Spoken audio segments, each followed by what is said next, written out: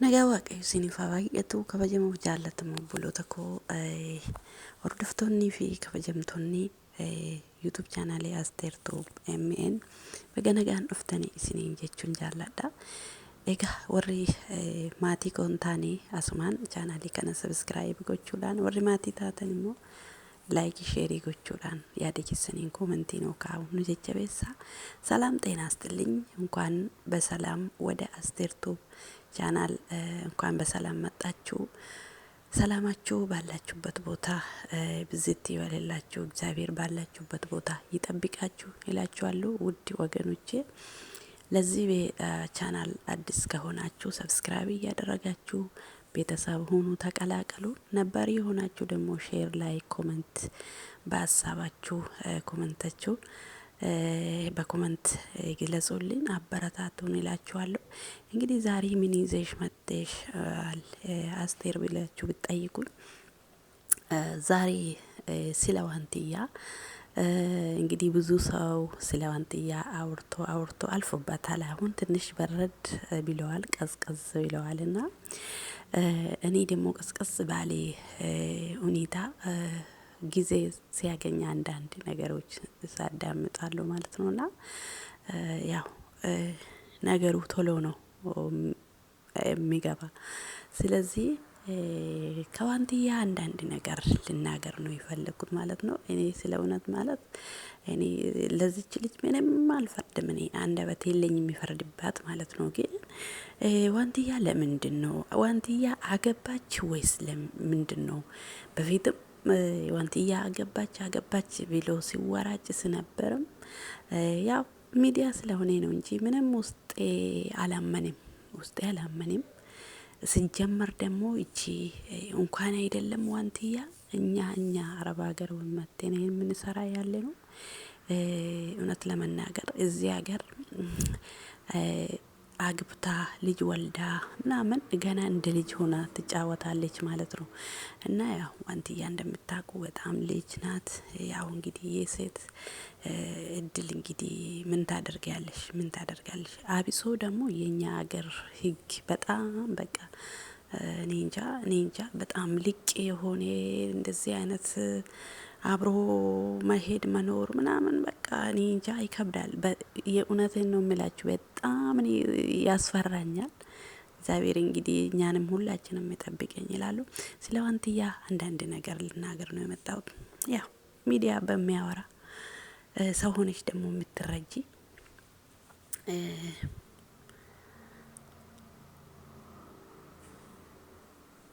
ይቅርታ ቤተሰብ ስለመጣብኝ ነው። እንግዲህ ወገኖቼ ሆይ ዋንትያ እውነትም አገባች ወይስ ዋንትያ አብራ ያው እንትን ሲሰሩ የነበረ ከዛ ልጅ ነው እንደ የወለደችው? እውነት ነው ይሄ? ግን በሚወራ እኔ ስለ ሚዲያዋ በጣም ገርሞኛል። ለካስ እንደኔ ሆዲሽ በጣም ልብሽ በጣም ሩሩ የሆነ እኔ ከሚያለቅሱ ጋር አለቅሳለሁ ከሚደሰቱ ጋር እደሰታለሁ እግዚአብሔር ውስጤን በማያውቀው ማለት ነው። እኔ እውነት መስሎኝ ወይ እንኳን አደረገላት እንኳን ምናምን እያልኩ በዛ ሰሞን በቃ በጣም በቃ እና እውነት መስሎኝ ማለት ነው ውስጤ ሙሉ በሙሉ ባያምን እና ወይ ቺ ሚዲያ ለካ ከ100% ሚዲያ ለካ የሚያወራን 99 እውነቴን ነው የምላችሁ ለካ ውሸት ነው። እኛ ይሄ ሚዲያ ምን እናርግ ለካ ውሸት እንደዚህ ያዋከቡብን እኛ ልባችን አቀለጡን ለካ በውሸት ወገኖቼ ሆይ የተለበሰ ቬሎ የተደረገ ነገሮቹ ምናምኑ ለካስ የውሸት ነው። አይ እንደኔ የተደሰስሽው እንደኔ በጣም ደስ ያለሽው ኧረ በጣም ገርሞኛል የእውነት። እና ቀጠልኩ እና ቡለተከያ ዋንትያኒ ጋይለ ጎደቴ jedhani ሰሞኑን ተሰራጫ ቱሬ ሚዲያን ኩኒሲ አኒ ናዩ ናሲን ገረምኔ ባይሳ ገሩ ማንቲና ዶሰነቲ አኒ ገመዴ ቶኮ ዮጅራቴ አባ መናሽቲ አባ መና ከሙጫራ አርገቴ ከነቲ ዴቢቴ ዮኪስ ሞሊቲ ዴቢአኒ ኢሰ jedhamu በቃ isa jedhamu kanarratti xiqqoo ishee maalni ilmoon isaan jidduu erga jiraattee erga ilmoon isaan jidduu jiraattetti ta'e isa miidiyaan odeessu isa kennanii gaabbanii ittiin abaaranii ምናምን እኔ ከሱ መናገር አልፈልግም። ረርቶ ተነስቶ አብሮ መልሶ ደግሞ የሚሰድቡት እነዛ ሰዎች አይደለም። ከነሱም መናገር አልፈልግም። ለምን መሰላችሁ? አንድ ሰው ከሰጠ ሰጠ ነው። ከዛ ሰውም ባያገኝ እውነት የሰው እግዚአብሔር ከሚሰጠው ከእግዚአብሔር ምንም ነገር በማይሰወር ከእግዚአብሔር ያገኛል። መልሱን ከሰው ሳይሆን ከእግዚአብሔር ያገኛል ማለት ነው። ሰጥቶ ሰው መሰደብ ሰጥቶ ሰው መወቀስ በጣም በጣም እጅግ በጣም ያስጠላል። ለምን ስትሰጪ ራሱ በቃ ከእግዚአብሔር አገኛለሁ ብለሽ እንጂ ከሰው አገኛለሁ ብለሽ እንዳትሰጪ። እውነቴን ነው የምላችሁ። መልካም ነገር ስታደርጉ በቃ እግዚአብሔር በቃ ለኔ መልካም ነው ያደርግልኛል ከእግዚአብሔር አገኘዋለሁ ብላችሁ በሙሉ ተስፋችሁ በሙሉ ልባችሁ የሆነ ነገር ስታደርጉ ደስ እያላችሁ አድርጉ እንጂ ተመልሳችሁ ለሰው አደረጋችሁ መልሳችሁ ሰውን አትወቅሱ፣ አትስደቡ።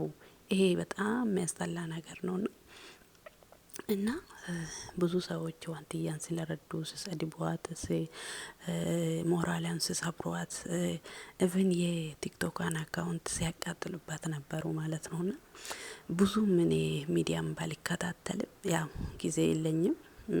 እኔ ቲክቶክም ብዙ አልጠቀምም፣ አልገባበትም እና ሆኖም ሳለ ያው አንዳንዴ በቃ እግር መንገድ ታውቃላችሁ፣ እግር መንገድ ስታልፉ ምናምን አንዳንድ ነገር ታያላችሁ፣ ተሰማላችሁ። ይሄ ኢንተርኔት የሚያመጣ ጉድ የለም መቼም፣ ያው ትሰማላችሁ አንዳንዴ እና ሰጥቶ ልጅቷ ረድቶ ተመልሶ ለሚወቅሷት አይደለም። ከነሱ ላይ መናገርም አልፈልግም። ለምን መሰላችሁ? ስለማያውቁ ነው። እውነት ብድሬ ከእግዚአብሔር ነው፣ መልሴ ከእግዚአብሔር ነው የሚል ሰው የሰጠውን ሰጥቶ መልሶ ሰውን አይሰድብም። እውነቴን ነው የምላችሁ።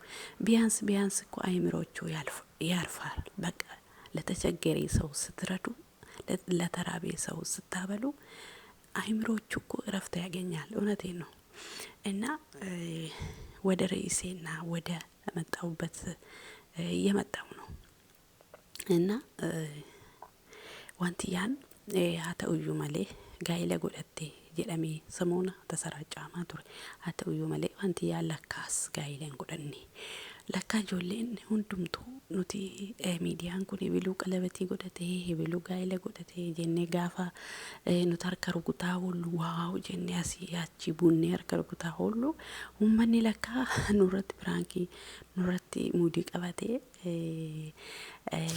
ኑማ ብራንኪ ነው ጎዳ ጀቾዳ ዳካ ባይኤ ሸወደምኒ ለካ ፐርሰንቲን ዲበቂሳ ፐርሰንት ሰገልተሚ ሰገል ሶባ ጀቾዳ ሚዲያን ኩን ጀቾዳ kanaaf jennaani waan miidiyaa kana akkamitti amanuu dandeenya siniin jedhani guys. waan miidiyaa kana sobaaf dhugaadhuma saayyuu akkamitti amanuu dandeenya? fakkeenyaaf nama du'ee nama jiru du'eera jedhanii nu possatu, kan waliin fuunee wal fuudhanii jedhu, kan walii hiikne walii kan jedhu baay'ee burjaajessaa jechuudha. egaa wanti akkuma beektan samuuna gaa'ila godhattee abbaa manaa isheetti deebite, abbaa ijoollee isheetti walitti deebi'anii jedhanii assaraachaa turaniin beektu jechuudha. garuu እግረ መንገዴ ኮቱማን ዴሙ jechuudha.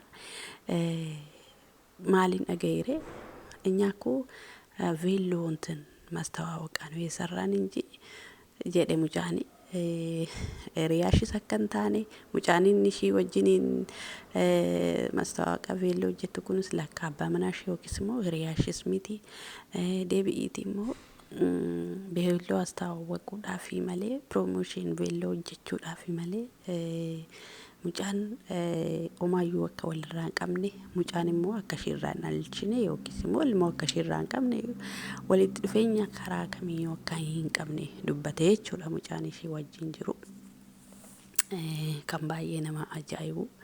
Ani immoo iddoo sanatti maalan hubadhee duraan jechuudha kan mucaa ishee irraa argate kanatti deebitee bakka ijoolleedha saallachuu ijoollee waan ta'aniif hojjetanii bakka bazawee namni yoo walii galee jechuudha walii galee yaade tokko noo ta'e iddoo kufees wajjiniin ka'ee dhaabachuu danda'a.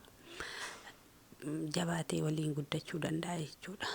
Bakka ijoolleen kun ijoollummaa isaanii namni ilaale malee yaadaanoo walii galan guddatanii wal jabeessanii bakka mucaa isaanis guddifatanii wajjin jireenya eegaluuf jedhee ani isaan gammadee jechuudha. Iddoo waa'ee gaa'ela dhaabbatte sanatti illee keessi kootti hin boqonne sababiin isaayyuu mucaan daa'imaa gana mucaa argate kanammoo maal gochuu dandeessu yoo namaa danda'ame amma namaa danda'ametti keessumaa shamarran of eeggannoo guddaa gochuun nurra jira jechuudha. Takkaati cabde jennaan namni si wajjiniin hin cabu of eeggannoo gochuun barbaachisaadha jechuudha. Bakka maaliif jennaani miidhama sirra ga'uusa qofaatutti miidhama malee inni halaan inni kan miidiyaa siin hojjetata namnis immoo inni si bira jiru amma waan ta'e yeroo sanaaf si gargaara malee gaafati kuftee gaafati dadhabdee namni si gargaaru hin jiru. Duraan dursanii xinqaaqee gochuun barbaachisaadha. Kanaaf shamarran keenya kanaaf of eeggachuun barbaachisaadha. Dhugaa dubbachuuf keessumaa baay'isee jechuun dhiirota irraa of eeggachuun baay'ee barbaachisaadha. Ija jabaadheen dubbadha jechuudha. Sababiin ija jabaadhee dubbadhuufi yaa'u gaafati qabdu gaafati fayyaa qabdu gaafati dhaabbattee deemtu hundi si jaallata. Gaafati dogoggortu garuu akka waan ati qophaa keetii dogoggortee tokkotti namni isa dhiiraa maqaan dha'u kan maqaa dha'u ishii shamarraniiti. Ilma wajjin kan rakkatu ishii shamarraniiti. Kanaaf shamarran keenya amma dhaqxanii gaa'ela keessanitti galtanitti gonkumayyuu wanta dhiirota wajjin walitti dhiyeenyarraa fira yoo ta'een alatti dhiirota walitti dhiyeenya kana baay'istanii irraa of eeggachuun barbaachisaadha jechuudha. Kanaafuu egaa wanti yaananii gaa'ela godhatten se'ee ta'uyyuu maleeriyaa ishiitti deebiten se'ee garuu isaan veelloo hojjechaa jiru veelloo astaawwaqaa jiru piroomooshinii hojjechaa jiru akkasitti nu shawwada jechuudha. Uummanni miidiyaa kana haala akkasiitti nu shawwada jechuudha. Nuyi saamunaa malee dhiqanii lafa nu kaa'anii isaanii attaqaaqamii ta'anii nuti garuu mudii nurratti qabatanii jechuudha. Egaa wantiyaan otoo barattee mucaashiis jabeeffattee isheetiifis barattee bakka jechuudha ሰው ይሳሳታል ከተሳሳተ ደግሞ ይውላችሁ ሰው ከሰው የምትማሩ ሳይሆን ህይወት የሚያስተምራችሁ በጣም ትልቅ ነገር ነው። ህይወት በራስሽ ህይወት ከወደቅሽበት በዛ ቦታ ከዛ የወደቅሽበትን ያሰላሰልሽ ማልቀስ ሳይሆን ከዛ ተነስተሽ ተምረሽ ለወደፊቱ ህይወትሽ ደግሞ መቀጠል እንዳለብሽ ራስሽን ማስተማመን አለብሽ ማለት ነው። እና ሞራል እንዲኖርሽ በቃ ተስፋማ ሆነሽ ለወደፊቱ ህይወትሽን መቀጠል እንጂ የትላንትናውን እያሰብሽ ያልሽ ራስሽን እንዳትጎጂ እና በቃ jireenya keenya fuulduraatiif murtoo godhannee deemsa keenyatti fufuudha malee isa darbee ilaallee gungumnee achi gadduu miti jechuudha. Kanaaf baay'een keenya waa'ee mucattii kanaa jechuudha irraa haasa'anii ammarraa qorreera jechuudha xiqqoo. Inna haa ta'uyyuu malee iddoo kanatti wanti ni jechuu barbaadu miidiyaan kun sobadha. Waan hundumtuu wanti miidiyaa kanarraa dhufu baay'een sarki caallu sobadha jechuudha. Kanaaf akka koodhomme shawwadamtanii ani akka koodhomme shawwadamtan jirtu an baay'ee tokko jechuun mucittiidhaaf ananii wanti yaafi otoo hin taane mucaa jidduu isaaniitti dhalatte sana bakka akkas jabaatanii waliin guddifatanii manallee kiraa fudhatanii wajjin illee jabaatanii hojiillee yoo ta'e ishiinis yaa hojiidha jettee erga baate hojiin barbaadadha jireenya mataa koo dhuunfaa kootiin hojjedha jettee ebiseera takkuma dubbatte Yaa mucaan kun bakka riyaashii wajjin walitti deebi'anii bakka jireenya eegaluuf maqaa mucaa isaanis guddifachaa jireenya eegaluu isa jedhamu keessa koo dhufe ture ani lakkasa muudii nurratti qabatanii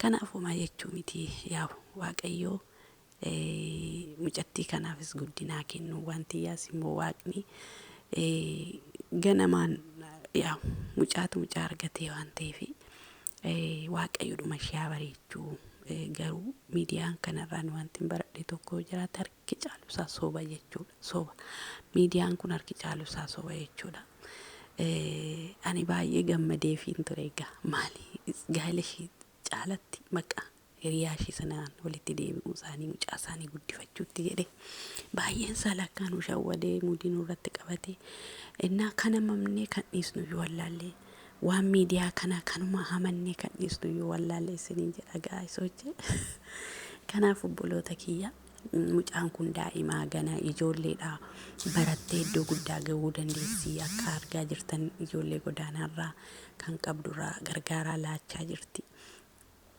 Baguma amma immoo deebi'ee jiru baguma piroomooshinii hojjetanii baguma gaa'elatti hin galiin jedhan gaa'elli jireenya mataasaa waan baay'ee of danda'e qaba gaa'elatti galanii jechuun gaa'elatti galuun dursa sila gaa'elaa beekuun waa'ee gaa'elaa beekuun barbaachisaadha dhugaa dubbachuuf ijoolleen tokko waa'ee gaa'elaan beekiin otoo namuma raalli waan dhaga'ii waan baratiin dhaqanii gaa'elatti wal jaalatanii dhumaaf seenu gaafa seenan immoo akka jireenyi isaa akka haalatti utaalanii akka barbaadan sanan ta'u gaa'elli yookiin jireenyi manatti gaafa galtu gadi jetta jireenya kooti jetta kanaaf dubarri asumaan shamarran biyya hambaa dhuftanii anuma dabalate dhugaa dubbachuuf jireenyi baay'ee waan sin barsiiseef boroo dhaqxanii gaa'ela keessanitti galtanii wanti isinii haaraa yoo jiraate wantoota muraasa jechuudha wantooti muraasa malee isin hundumaatti beektu maaliif jennaan namoota gaa'ela qabatan namoota ijoollee guddisoo ta'e